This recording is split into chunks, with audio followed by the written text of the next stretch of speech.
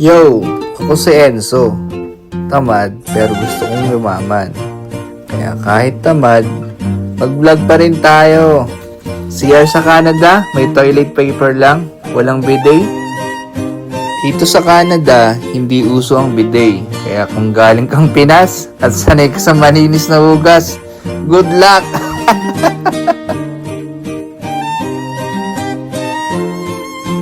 Mukhang dismayado ang lahat kapag bagong dating dito sa Canada kasi wala kang bidet. Kaya pala malamig dito kasi wala tayong tubig pang hugas.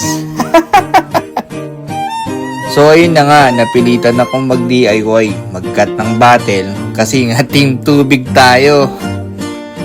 Ang lagkit kaya kapag walang tubig. Yak!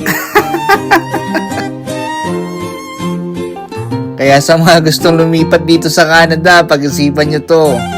Kaya mo bang mabuhay ng walang bidet? Comment below kung anong diskarte mo kapag walang tubig.